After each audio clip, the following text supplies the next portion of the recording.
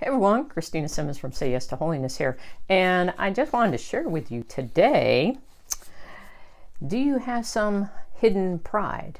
Is pride in disguise in your life? I wanted to share with you a few signs that you can use to determine if you are lacking humility. I'm picking this topic because I just read the results of a survey done by DeSales Media, like Francis DeSales. If you go to DeSalesMedia.com, you can actually look at all the results for yourself. But one of the top things that people reflected upon and said that they needed to grow in their interior life was humility. And since this has been a lifelong battle for me, I was like, I can help with that, because I want to share with you today a couple of things that I have used in order to help me. So I'm going to share a couple of those things. One is from Saint Jose Maria Escriva. He has in his 3 combined volume, The Way and The Furrow, and I forgot the third one, but he talks about pride or false humility and ways that we can determine if we are lacking humility. And then also share one of my favorite prayers, and actually I use it as an examination of conscience at times as I'm coming before I go to confession, to help me be able to identify places that I'm struggling with my pride. So without further ado, I think the first thing we need to talk about is, what exactly is humility? St. Thomas Aquinas talked about the fact that humility is simply recognizing the truth about oneself, and this includes our strengths and our faults. So it's not something of where we have to deny that we have any limitations, or we have to put ourselves down. This is false humility. This is not truly rejoicing in the beautiful, wondrous, unique creature that God has created you to be, with all of your gifts and talents, but rather we are to recognize that, but then also recognize our limitations, our inability to be able to overlook someone's mistakes, or in our needing to have the last word all the time. This is knowing the truth about ourselves, and this is where humility grows from, is from truth. Humilde, which is of the earth, so to be lowest, to be meek, and to be humble is not to be less than, but rather it's to be forgetful of ourselves. It's to think less about ourselves and more about others. In fact, C.S. Lewis wrote in the Screwtape Letters, he said, "By this virtue of humility, as by all others, God wants to turn our attention away from ourselves to God and to our neighbors instead." So this is important for us to remember as we're reflecting upon, am I being humble, truly humble, or is this really just disguised pride? It's really masquerading as what we think is humility. So the biggest thing for us to remember is that our pride will keep us from being able to be generous of ourselves, of time, talent, treasure. But in a particular way, it makes us sad and insecure and very restless. So if you're experiencing those emotions, those situations, what happens is that it might be an issue of pride. And that's why I titled this Disguised Pride, and some signs to help you determine if you are lacking in humility. So without any further ado, here are a few signs from Saint Jose Maria Escriva that he talks about that will show us that we are lacking humility. So number 1, thinking that what you do or say is better than what others do or say. So this is something that especially if we are very, very competent or very well educated, or have achieved a great deal of mastery in a particular area, we can grow in pride in a wrong way, in which we just kind of disregard what other people say and do as being good enough. And we are thinking that my idea or what I say or what I do is far better than what anybody else could ever say or do. So this is a lack of humility. This is pride that is sitting there when we go, oh, well, I can do that better. That's being prideful. Now, to simply state, if someone asks, can you do a project, that has been done, and we know that there's improvements needed, for you to be able to say, yes, I can improve upon that project because that is my talent or my gift. So it's a fine line, but it's an important line for us to recognize. Another one, always wanting to get your own way. Now, we know all of our kids, many times for those of us who are parents, will have a child or maybe even a spouse who wants their way and no other way will do. Well, this is actually pride. This is mine and I want to do it my way. So I did it my way is the refrain of someone going to hell because they are locked in their pride.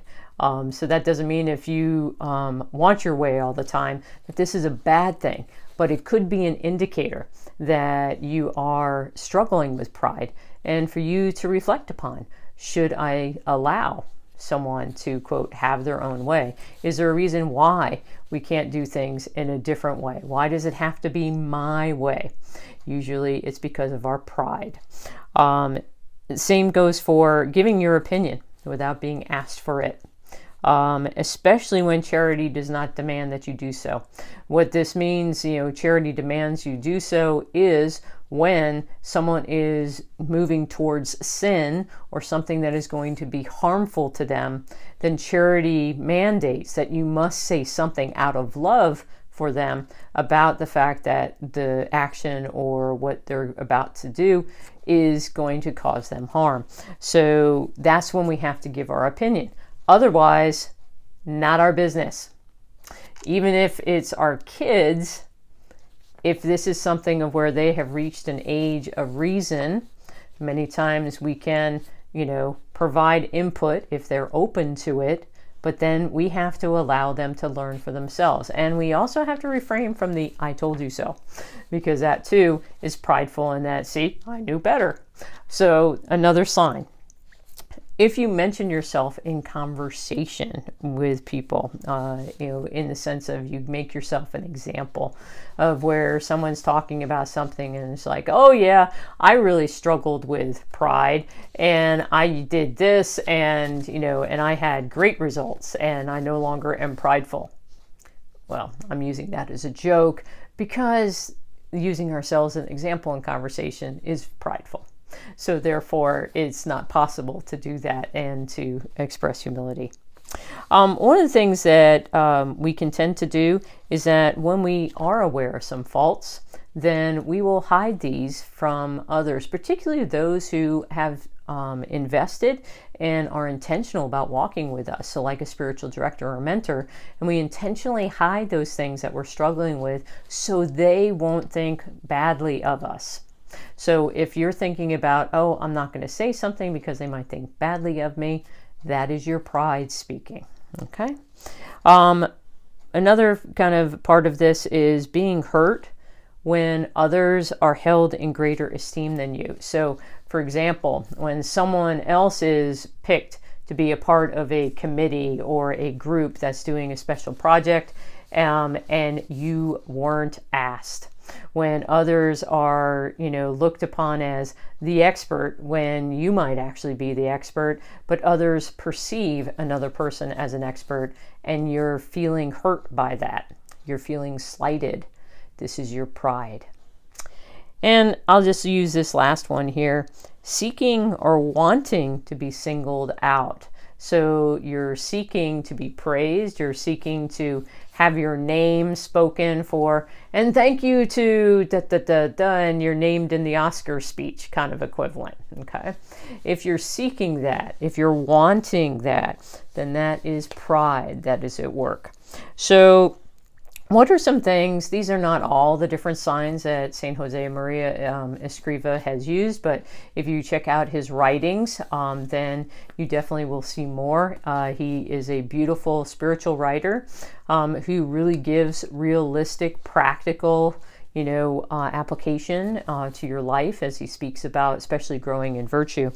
But one of my favorite tools that I use is the Litany of Humility. It was written by Cardinal Raphael Marie del Val. This is back at the turn of the 20th century.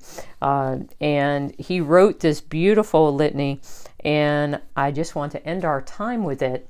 And I will seek to make it as an attachment, as a link, so that you can go and download a copy of it for yourself.